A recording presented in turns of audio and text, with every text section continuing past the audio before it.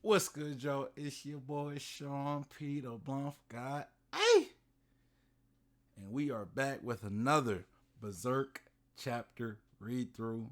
Today we will be reading chapter 26, chronologically 26, right? But for those who's reading this through the books, right? And not like just an app where it's just like you get a bunch of chapters in order. Uh the name of this chapter is Assassin, chapter 3.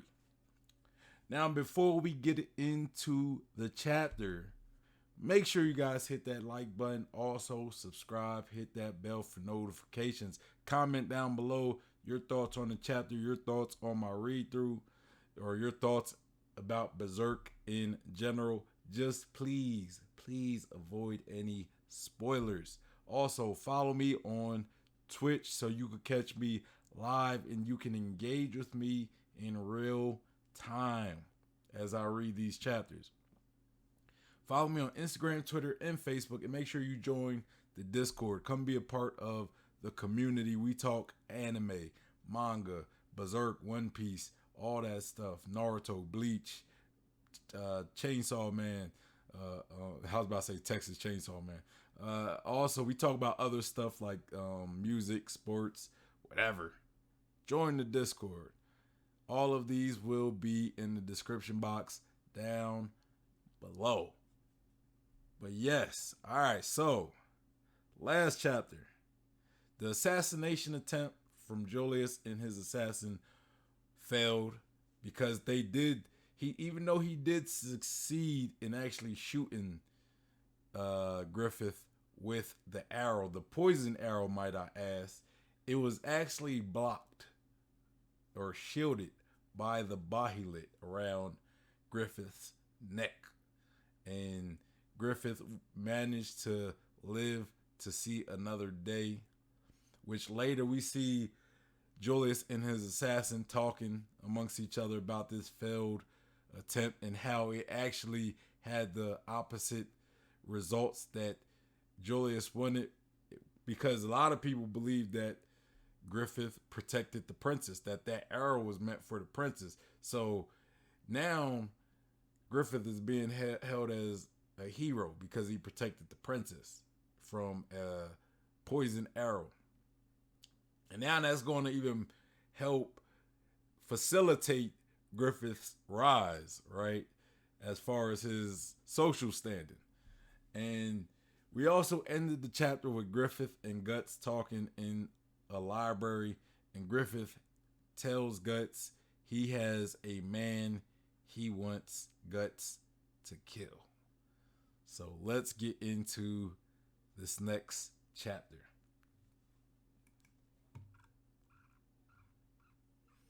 All right, so we got the title page, and it says Assassin Chapter 3. And we are looking at Julius Manor. So I guess this is Julius's territory, or where he stays, where he lives.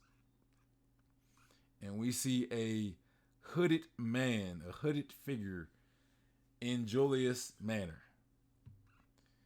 And who is that hooded figure? It's none other than Guts himself. It's funny, he's trying to be incognito in the middle of this street with this big ass sword. Like he wouldn't be noticeable. So we see a flashback between Guts and Griffith, and Guts says, "Kill? Who?" And then Griffith says, "The man second in line to this kingdom's throne, General of the White Dragons, Count Julius." So yeah, man, I think this was pretty much the obvious choice for Griffith to want Julius dealt with. But I would think it would be better to try to kill Julius in a more subtle way and not the type of way that Guts brings, because then it's obvious that somebody killed this man, right? If Guts go in there, big ass sword swinging, slashing Julius up, then it's like, okay, now we gotta figure out who slashed up the second in line, Count Julius, right? Versus you hire like an assassin that could sneak in, poison some poison like the food or his drink or something, get out, and then it's like, oh, he died from a heart attack or something. You know what I'm saying? Like, I would think that would be the smarter way to trying to kill a man such as Julius, and not like just go in there hack and slash like Guts. You know what I'm saying?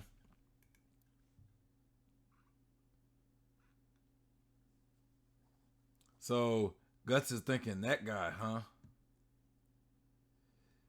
And we see Griffith reach into a drawer, and he says the reason is this. And we see Griffith pull out that arrow that he was shot with. And then Guts looks surprised.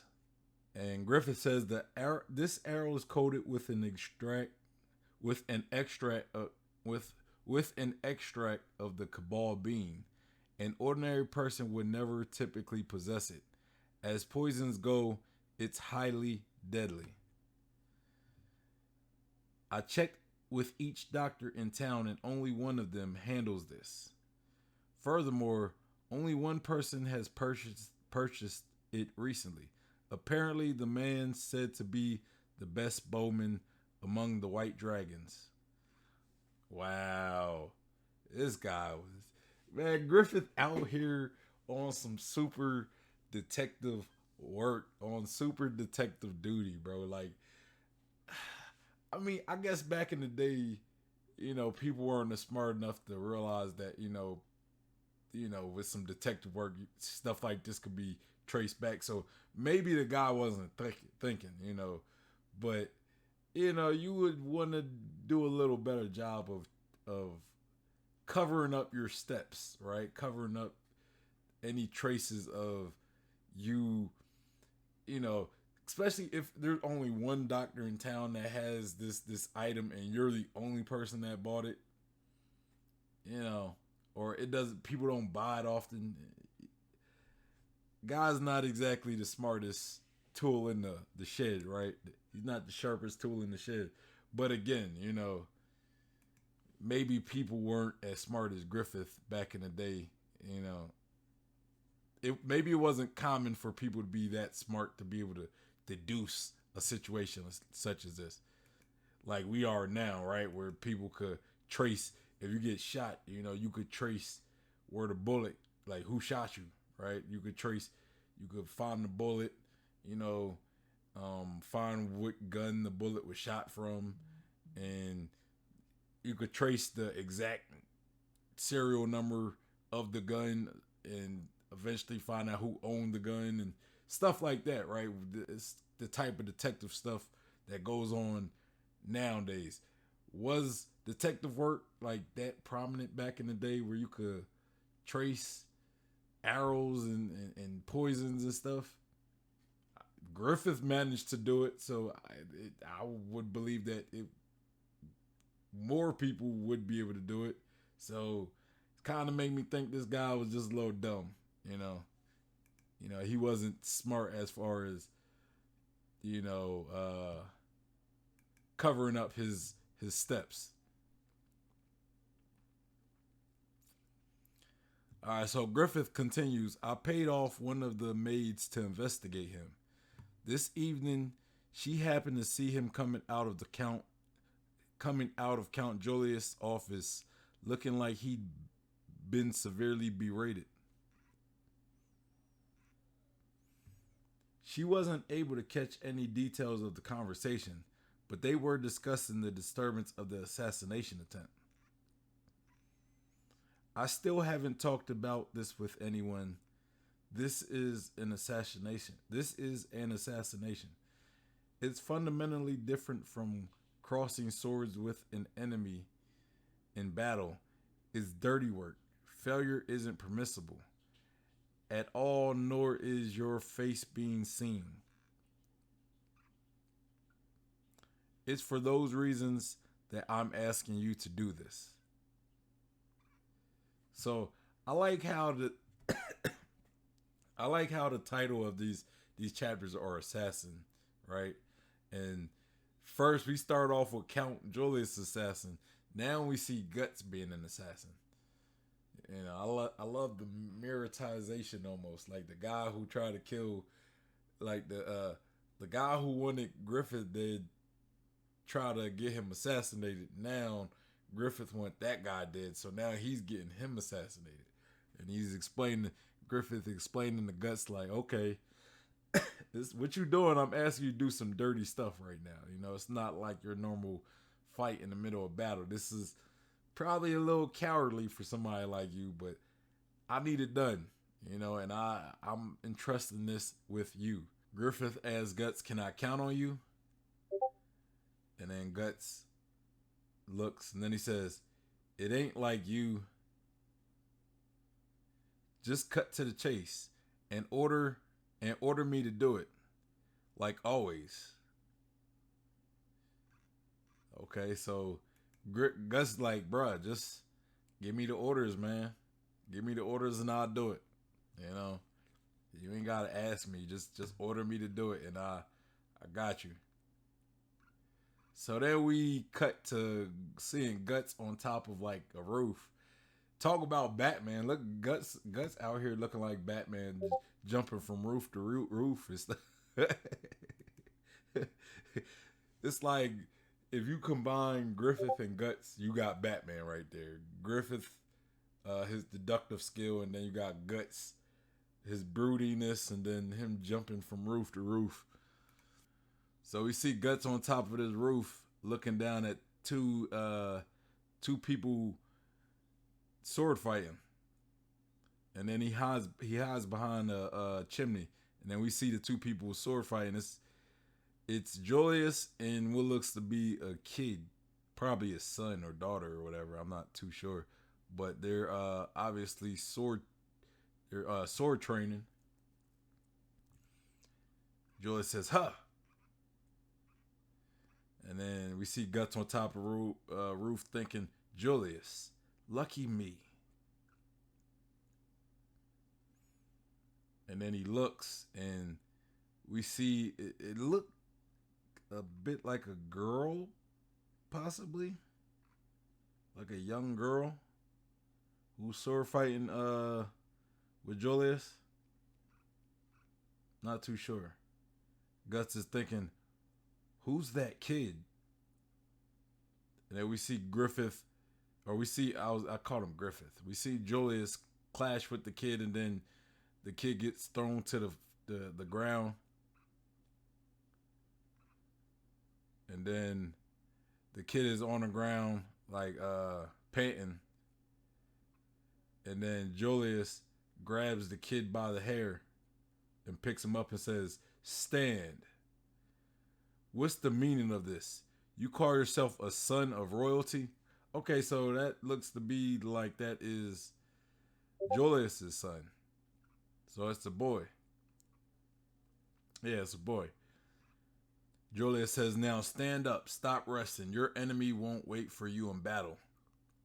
And then we see some old guy pull up on Julius and he says, Highness, please, let that be enough for today. And then Julius says, be gone with you, Hassan. Adonis must someday become the leader of my white dragon knights and command the mightiest force in the land. And that's not all. As royalty, he may possibly wed Princess Charlotte and gain control of all of Midland. It's that incestual stuff right there. You know, that's what they did back in the day. They married, you know, it'd be family marrying off other family. And then Julius continues, it's what a son of royalty is destined to do. The importance of this duty is different from that which befalls other men. And he says, come at me. Try to get through my defenses at least once. And then the boy rushes with a overhead strike. And we see Guts on top of the roof watching. All right, so we see a sword like spinning wildly in the air, and the boy is like thrown into the I forget what you call it, like the he's thrown into like the dang, I can't the a railing or whatever. I'm gonna just say railing for now. He's thrown into like a railing, right? And we see Julius standing over him. He says, "Very well, enough for today." And the kid has like a cut on his left arm, and he's looking up at his father, and the old guy's behind Julius, and then we see, I guess Julius must have thrown the towel at his son, because we see like the towel over his head, and Julius says, "Don't cool down too much. It affects tomorrow's training." So yeah, this guy is like super harsh with his son, trying to toughen him up. I get it though. I get it. So the old guy, let me get his name real quick. The old guy, Hassan. Hassan is comforting the kid. He says, "Are you all right? That is a grievous wound. I will tend it right away." And he says, "Young master, do not be disheartened. Ever since the Countess died, your father has tried desperately to do all he can on his own to raise you as a knight. Please do not resent his actions." And we see the kid crying. Adonis, I guess that's his name, Adonis. We see him sad and crying. And then Hassan is comforting him and, wiping his, I guess, the sweat from his head as Guts looks down at what's going on. So I guess this whole thing kind of takes Guts back to the day when he was training with why did I forget his name? The guy who raised him. I forget his name.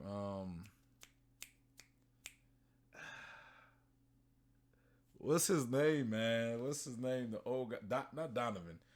I forget his name. It was like his adoptive father. The guy who eventually tried to kill him. So Guts is thinking about that day, and he like hits his head on the chimney behind him, and he says, "Can't be careless at a time like this." So we see Hassan in Julius's chambers, and he says, "Your Highness, I understand your feelings, but if you could just be a bit gentler with the young master. Doubtless he bears the heavy responsibility of royalty, but Master Adonis is only 13, and he must miss his mother so." Then he says, "Begging your pardon, this fierce training these past few days has been somewhat off the mark." And then Julius says, "Yes, I understand. You may go, Hassan. I've been unsuccessful with my duties in the castle lately. Maybe my frustrations got the best of me a bit." And then Hassan says, "I earnestly hope you will not be unreasonable." So we got Julius, in his chambers by himself, I guess contemplating everything.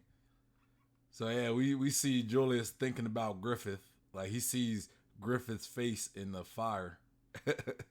And so he like throws the cup into the fire pit or the fireplace. And I'm guessing it must have like the whatever the wine or liquid that was in the cup.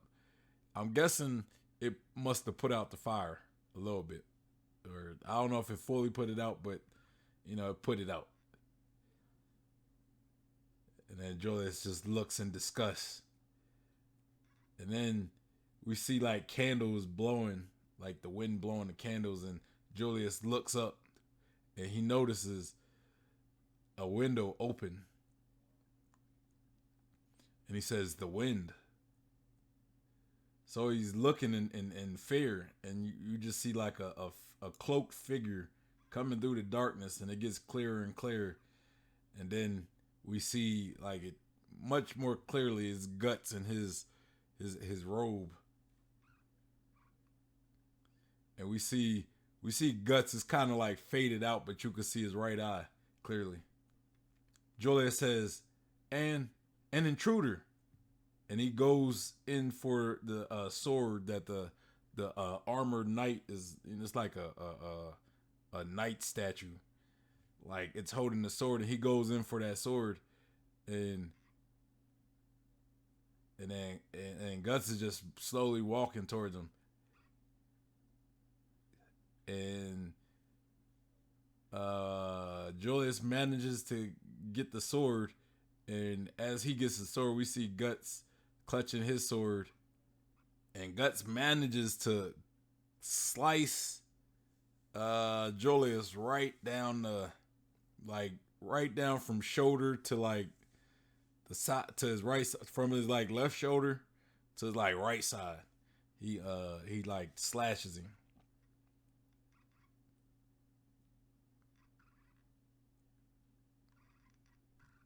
That's like a nice full page spread right there.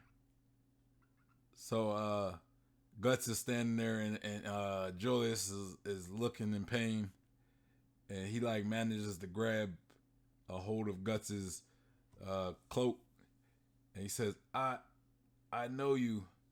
You're Griffiths." And then he like falls to the floor. We see all the blood squirting out onto the floor.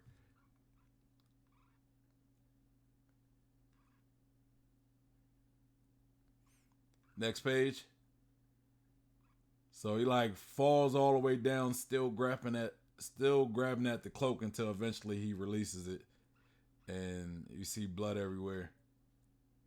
And Guts just standing there watching, and he had like blood all on his clothing. And we see Julius in the pool of his blood, and Guts looks to the right, and somebody's opening the door of Julius's chambers. I think that's the Donna's kid, because he notices and he sees Guts. It seems like he sees him clearly. Oh boy, so we got a witness. We got a witness. So this must mean Guts is going to have to... He might have to off this kid. He might have to off this kid. Guts got to do some dirty work.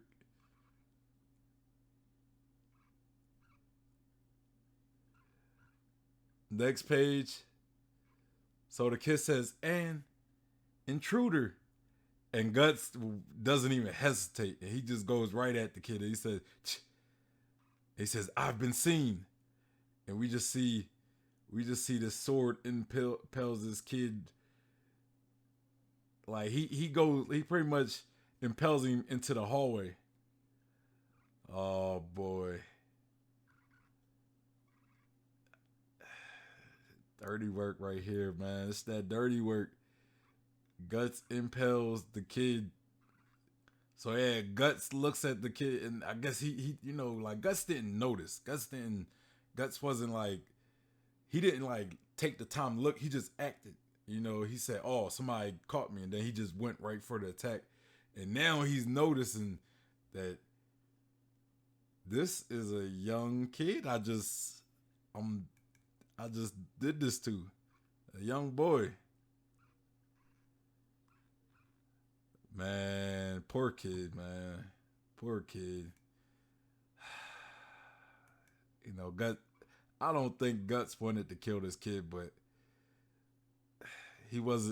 It was just instinct, right? It was just instinct. So we see the knife. We see the sword impaling the kid, and Guts looks in horror, and it says Assassin Chapter 3 and bro, poor kid. All right, so let's talk about the chapter, man. Let's talk about the chapter. So we start off the chapter with Guts, he's outside of uh Julius Manor, right? His little territory, his little castle and everything, his home. And this was like right after Griffith pretty much tells him, "Look, I will need you to kill Julius because I did some detective work and I went to go see what this poison was. I went to some doctors and they said it's this cabal bean, right? It's poison from the cabal bean, and there's only one guy in town that sells cabal bean poison, right? And Julius went or Griffith goes to that guy and he finds out that only one person bought poison from him, and that was one of the white, what are they called? White dragons. One of Julius's soldiers. And Griffith even said he paid a maid to spy on Julius, and she said that the guy, he was like the best archer in the White Dragons. He came out of Julius' office distraught because like he just got yelled at right after this whole assassination attempt. So Griffith just put two and two together and said, "Look, it was Julius tried to kill me, pretty much, So Guts is now pretty much going to Julius's manor and to assassinate him. And at first, he was just kind of watching as we see Julius sparring with his son, like sword training with his son. And Julius was being pretty harsh with the boy, right? And it even made Guts think about his time when he was a kid being trained by I can't remember the guy's name he's like the father figure to Guts. But Guts recalled that time, right? And he was like, what, I can't get distracted. I'm here for a reason. So we cut to Julius, who's talking with Hassan, and Hassan's like, "Hey, you need to be a little just be a little more gentle with your son. I know this is tough on you, the fact you lost your wife, but he also lost his mom as well. So just be a little more understanding to a degree. You know what I'm saying?" And Julius like, "Yeah, you know what it is. I'm stressed. I'm taking it out on my son. Maybe I do need to chill. Cool." But as he's like, thinking of all this, he notices that, the window is open and it's Guts. Guts comes in and pretty much he goes for his sword, or Julius goes for his sword, and Guts goes in for attack, and he manages to pretty much slice Julius and kill him, right? He kills Julius. And in Julius's death, someone comes into the room, and Guts, little time to think. He just acts. He goes to kill that person. It's a witness. Can't leave no loose ends to this crime, right? He goes in and he kills the young boy that we find out the person coming in the room is Adonis, Julius's son. And, now it seems like Guts might be a little distraught over having to kill this kid. So y'all, that is the chapter right there. Good chapter. Really enjoyed this chapter. It's like the whole political behind the scenes, people doing mischievous things to each other just to gain political favor. I'm liking it. I'm enjoying it. I'm loving it. But anyway, make sure you guys hit that like button. Also, subscribe, hit that bell for notifications. Comment down below your thoughts on the chapter. Also, let me know your thoughts on the read through and your thoughts on Berserk in general. Just leave it. Just don't spoil nothing for me. Don't spoil nothing. Follow me on Twitch so you can catch me live and you can engage with me in real time.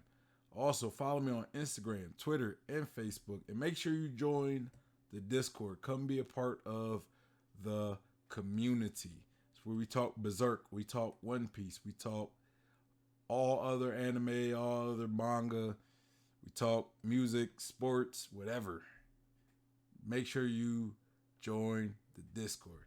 Anyway, y'all, it's your boy Sean P, the Bluff God, and I'm out of here. Peace.